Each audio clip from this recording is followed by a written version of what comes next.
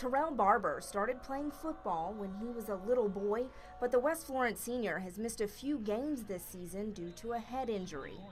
I felt kind of woozy and dizzy and stuff. I never had one before, so it's kind of new to me. The linebacker was clinically diagnosed with a concussion. I spoke with Dr. Joseph Cheadle, a neurosurgeon at Grand Strand Medical Center, to find out how they're diagnosed, and he says it's not as easy as other injuries. The issue is that the question is to try to actually diagnose them correctly.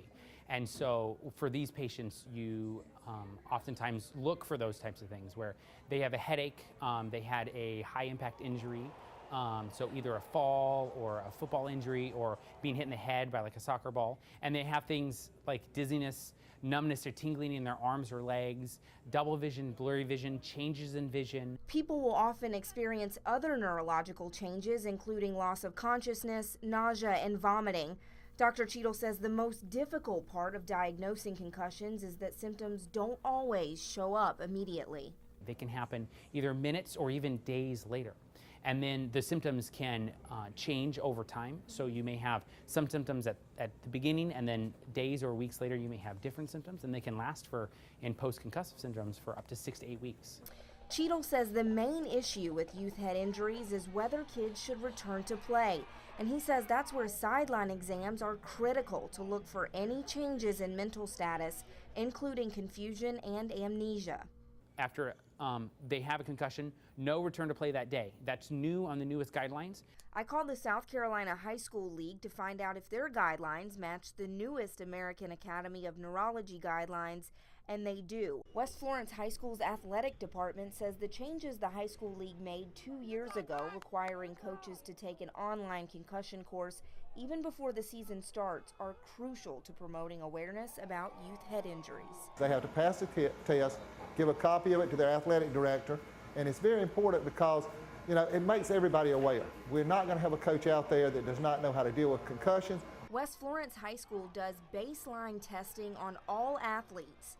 Each player is taken into a lab to have reflex tests done to develop a baseline reading. Once a player is suspected of having a concussion, he's then retested, and that reading is measured against the baseline reading to determine if there's a serious head injury. It's what the NFL uses with their NFL players, and all the colleges use with their college players.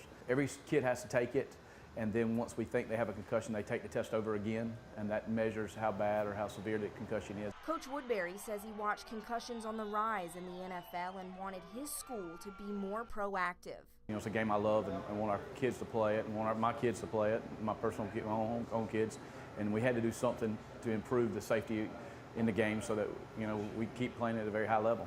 And that means changing the way they play. We do one day of hitting it the most, so we've done a lot of things to make it, concussions less likely to happen for our kids. Even after a concussion, parents and coaches need to monitor players for hard hits weeks or even months down the road because they can have long-lasting effects. What happens is, in people who have multiple concussions over time, they get these chronic encephalopathies that are diagnosed usually post-mortem, but especially for professional athletes or people who have a long history of concussions, they can develop early Alzheimer's, early dementia, weakness, numbness, tingling that are permanent. So these people actually have early deaths in their 40s and 50s from multiple concussions.